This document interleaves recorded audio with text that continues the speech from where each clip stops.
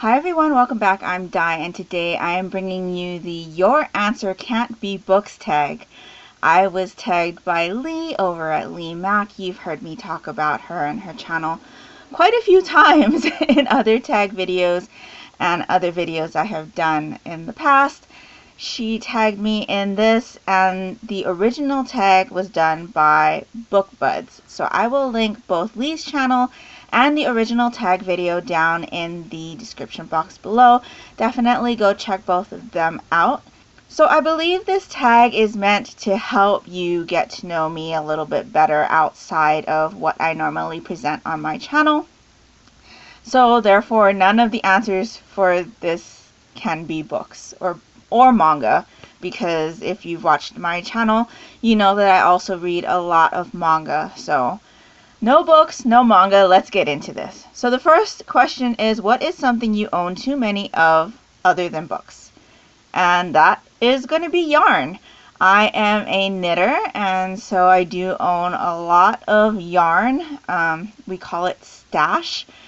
And I will put a picture here of my Christmas yarns. This is just my Christmas yarns. It's a picture I took at the end of 2020, or almost towards the end of 2020, when I had done Vlogmas last year.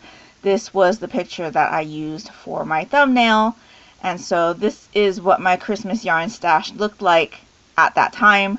I will say that the Christmas yarn stash has gotten a little bit bigger since then.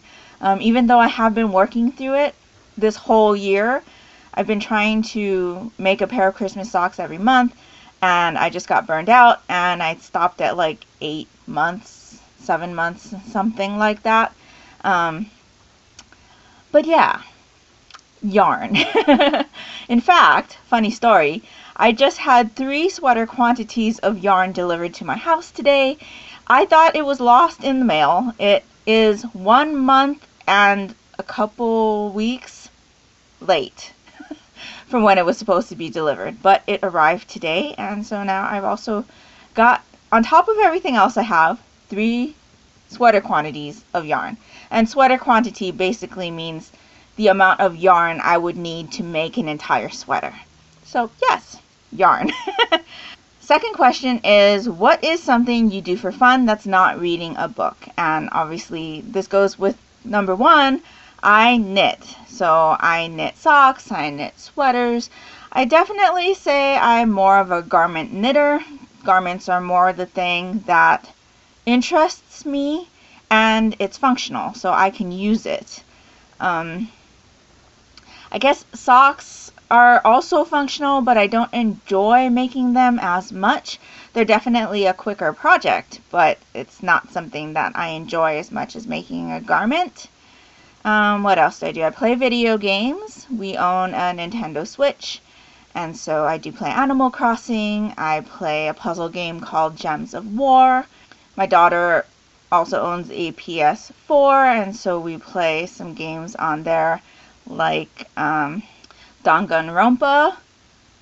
That's one of the games that we played on that console together. And I do like to play video games together with my daughter. It's something that we enjoy doing together. You can also find me every once in a while hooked into a Korean drama. I used to watch a lot more Korean dramas than I do now, but I still really enjoy watching Korean dramas. So that's number 2. Number 3, what is something special or important on your nightstand that's not a book? So I would have to say my alarm clock. I do have an alarm clock on my nightstand. In fact, it's one that my iPod is connected to, and so I use the iPod music for my alarm. So that's definitely important, because I do have to get up early in the morning to go to work. On most times when I'm filming this video, I am actually on vacation. So the alarm clock is just sitting there not being used, which is wonderful. But I would have to say that my alarm clock is something important that's on my nightstand. That's not a book. Question number 4 is, what is something that you buy at a bookstore other than books? And for this one, I'm going to have to say little like monifatos. And I'm not even sure like if that means what my family has said it means, But it's basically little trinkets like this. So these are the Unicorno and Hello Kitty and Friends little trinkets. And it's like a blind box. And so you get the box, you open the box, and it's this like foiled packet. And then inside the foiled packet is a little thing. So this one is a figurine. It is Botsmaru and the Pegasus, Tokidoki Pegasus, and both things that I really enjoy. So that's one of the things, and I really enjoy blind box trinkets because I think they're so fun. I used to do that with the one of the Sum keychain lines. Those are super fun to collect. But here's the other one that I had. This is Keropi and another unicorn. So yeah, every once in a while I'll pick up some of these trinkets from the bookstore. Question number 5 is, what's a fun gift that you've received that wasn't a book or a gift card for books? And this is actually going to kind of tie into those trinkets that I just showed you. It's a purse. So you can see it's Hello Kitty. So that's the tie-in to those trinkets. I got this purse from my brother for Christmas last year. You can see that it has not been used yet because the tags are still on it. But this particular purse is from Le Sport Sac, which is a company that does purses. Usually when I go back to Hawaii for a visit, I will visit the Le Sport Sac shop there at Ala Moana, which is the shopping mall downtown if you're not aware. But there's a Le Sport Sac shop there, and that particular Le Sport Sac shop has Hawaii exclusive prints for the Le Sport Sac line. And so I'll usually pick up a bag to bring home, or two.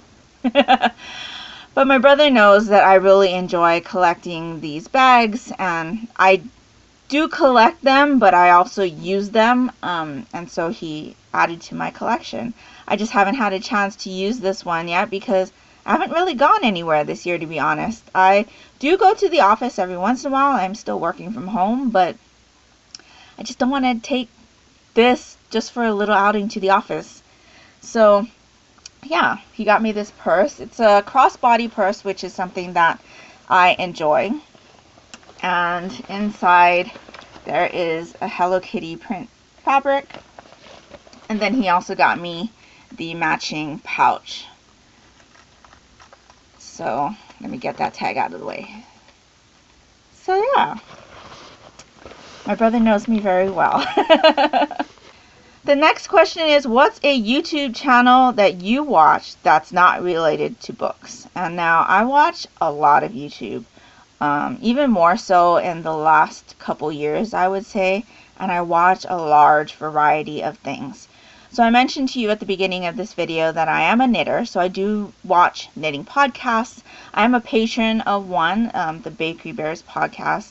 I'm a patron of theirs and have been for 3 years now. I'm coming up on 3 years now. I really enjoy their content. And I do watch several others, like Nitty Natty and the Crazy Sock Lady, Sock Witchery podcast, the Nitty Witch podcast. Just to name a few, I do watch several others. The Needles at the Ready podcast, the Bearded Pearl podcast, Grocery Girls. I'm sure if you're a knitter, you know all of those names because a lot of them are big channels. But yeah, I watch a lot of knitting podcasts. I also watch some Japanese big eaters. I don't know even... Actually, take that back. I do know how I got into that. One day when I was scrolling through my feed on the suggested video, back when YouTube was doing those preview clips with no sound that was just 10 seconds or something of the video, there was a video of a guy trying to pull off an octopus that was stuck to his kitchen sink cabinet. So the octopus had slithered down to the cabinet and he was trying to pull it off.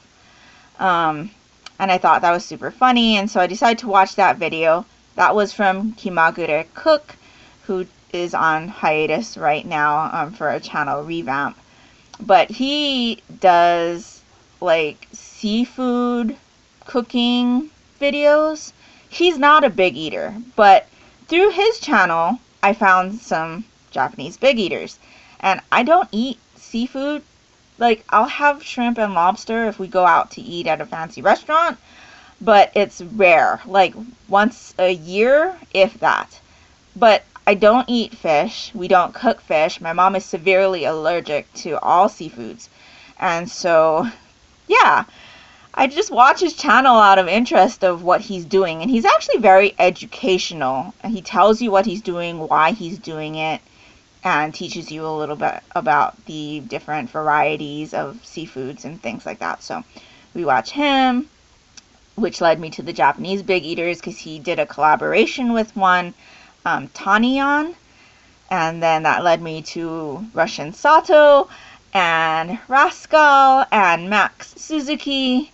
So we do watch a variety of Japanese big eaters, and they do like timed eating contests and collaborations, and yeah, Japanese big eaters. They eat a lot of food. Sometimes they cook it as well, so that's interesting too. We watch a lot of Japanese gamers.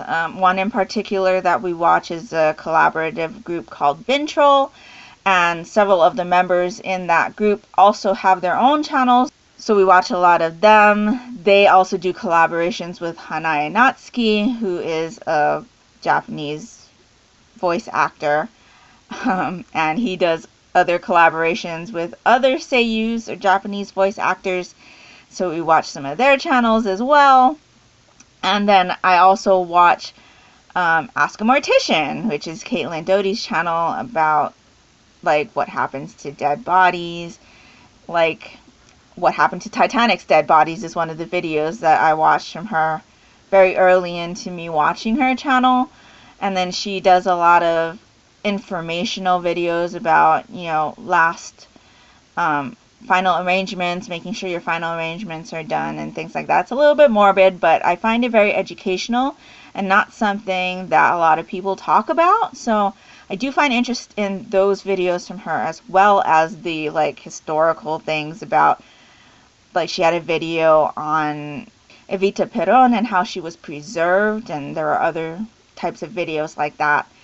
And yeah, different choices for, you know, afterlife things. So I do find interest in that. And then Hollywood Graveyard, which is a channel that visits the graves of famous people. So not only actors and actresses, but people that were Disney illustrators or musical composers, opera singers, sports athletes, famous athletes, I mean. So yeah, I do watch a variety of stuff on YouTube, and I know that was a long-winded answer for that question, but I watch a lot of different types of things and find interest in lots of different types of things. So the last question is tag 5 booktubers that you want to learn more about. So I am going to tag Janaea over at Live a Thousand Lives, Amy from A Star Reads, Stephanie over at Absinthe Reader, Chris from Chris's Corner, and then I'll tag my 2 haunted 24-hour manga readathons hosts, Tony's Manga and Justy's Cave. And so that's a little more than 5, but yeah. If you would like to do this tag but haven't been tagged by anyone else, please feel free to say that I tagged you. I would love to see your responses. Also, to all of the people that I have tagged below, definitely let me know when you've done this tag. I did try to check all of your channels to see if you've done this one, and I don't think any of you have, but I would really love to know more about you. So I hope that you have all learned a little bit more about me today. I know it's a lot of it is not stuff that I normally talk about on this channel unless you've watched some of my vlogs, because I do mention some of that in there. But yeah, I hope you have all gotten to know me a little bit better. Please leave me a comment down below if you have any other questions for me. I'd be happy to answer those, provided they're not too invasive. And yeah, if nothing else, if you could leave me a unicorn emoji down in the comments below, that would be greatly appreciated. It would really help me out, and that will do it for me today. So I hope you're all doing great. I hope you're all safe and healthy. And until next time, take care and smile always. Bye.